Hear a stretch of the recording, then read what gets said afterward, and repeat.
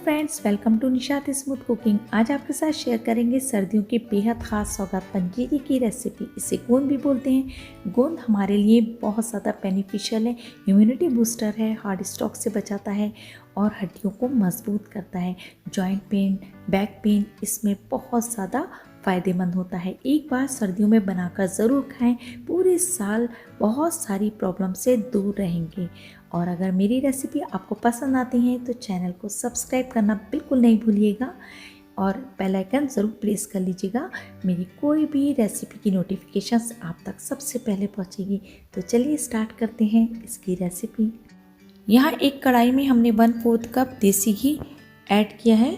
यहाँ पर हमें घी का यूज़ करना है, ऑयल यूज़ बिल्कुल नहीं करना है। 200 ग्राम हमने गोंद लिया है जिसे हमने 2 बैच में फ्राई कर लेना है। तो एक बैच हमने इस तरह से फ्राई कर लिया है। बहुत जल्दी क्रिस्टल की तरह ये फ्राई हो जाता है, पर ध्यान रखिएगा घी गर्म होने के बाद ही ऐड कीजिएगा, वरना कच्चा रहेगा तो दांतों में चिपकेगा। और दूसरा बैच हमने ऑयल में फ्राई किया है और दूसरा हमने ओवन में। ये देखिए दोनों ही परफेक्ट तरीके से फ्राई हो गए हैं। ये देखिए प्रेस करने पर एकदम पाउडर की फॉर्म में आ गया है। ये एकदम परफेक्ट है। बचे हुए घी में हमने मखाने फ्राई करने हैं। 250 ग्राम हमने मखाने लिए। मखाने लो कैलोरीज स्नैक्स हैं, तो वेट मैनेजमेंट के लिए परफेक्ट हैं। हेल्दी हार्ट और डायबिटीज़ को मैनेज करने में बहुत ही मुफीद है। प्रोटीन का भी बहुत अच्छा सोर्स होते हैं और मखानों को हमें क्रिस्पी होने तक ही फ्राई करना है। अब 2 टेबल स्पून हमने घी और ऐड किया है और इसमें हमने अखरोट को अच्छे से फ्राई कर लेना है। क्रंची होने तक ही फ्राई करना है, कलर बिल्कुल भी चेंज नहीं होना चाहिए। अखरोट हमारे लिए बहुत ज़्यादा फ़ायदेमंद है, खासकर दिमाग की ताकत के लिए। तो इसको हमने 250 ग्राम इसमें ऐड किया है। क्रंची होने के बाद इसको निकाल लेंगे। अब हमने उसी कढ़ाई में ये आलमंड्स भी, जो कि हमने 250 ग्राम लिए हैं, इसे भी क्रंची होने तक फ्राई करेंगे और इसको भी हमने साइड में रख देना है। और काजू भी हमने 250 ग्राम लिए हैं और ये भी हमने क्रंची होने तक फ्राई कर लेना है। कोई भी मेवा हमने अपनी चॉइस के अकॉर्डिंग इसमें ऐड कर देनी है और जो नहीं है या पसंद नहीं है उसे स्किप कर सकते हैं। यहाँ 100 ग्राम हमने पिस्ता ऐड किए हैं, ये भी बहुत ज़्यादा फ़ायदेमंद होते हैं। और यहाँ 100 ग्राम हमने ये मेलोन सीड्स और पम्पकिन सीड्स ऐड किए हैं। इनको भी क्रैकल होने तक ही फ्राई करना है, कलर बिल्कुल भी चेंज नहीं होना चाहिए। और यहाँ पर हमने ये लिया है 150 ग्राम कोकोनट, इसको अच्छे से ग्रेट कर लिया था। इसको भी हमने भीनी भीनी खुशबू रिलीज़ होने तक फ्राई किया है और इसके बाद पॉपी सीड रह जाती है, इसे भी हमने क्रैकल होने तक रोस्ट कर लिया है। अब सभी रोस्ट हो चुका है तो हमने यहाँ चॉपर में ये गोंद ऐड किया है और इसे हमने अच्छे से ग्रेट कर लिया है। देखिए चॉपर में डालने के बाद हमने यहाँ कुछ पाउडर की फॉर्म में और कुछ क्रंची रखना है और इसको इसी तरह से हमने 2 बैच में अच्छे से ग्रेट कर लिया है। और इसके बाद मखानों को भी हमने इसमें अच्छे से चॉपर में डाल देना है और कुछ दरदरा हमने इसको पीसना है। एकदम से पाउडर की फॉर्म में नहीं लेंगे, ये थोड़ा सा दरदरा ही अच्छा लगता है।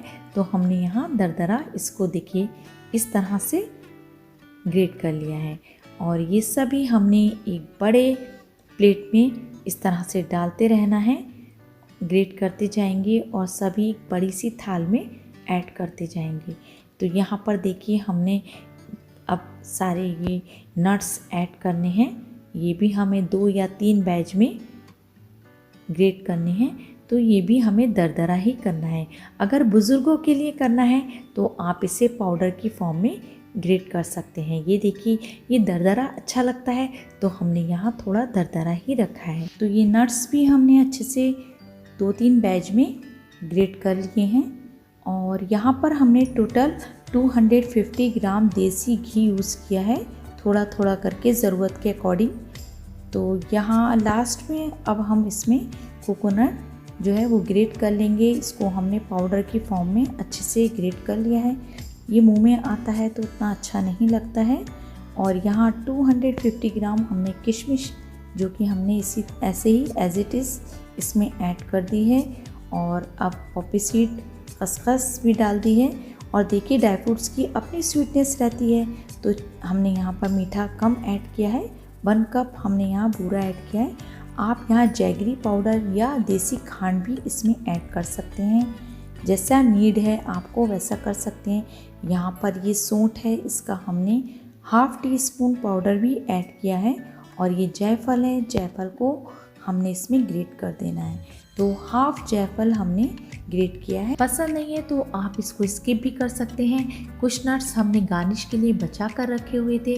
गार्निश करने के बाद देखिए ज़बरदस्त सी पंजीरी जो है वो एकदम रेडी है, जो कि बहुत ज़्यादा बेनिफिशियल है। जितने भी नट्स हमने यूज़ किए हैं सबके अपने अपने बहुत ज़्यादा फ़ायदे हैं, और ये याददाश्त के लिए भी बहुत ज़्यादा मुफीद है।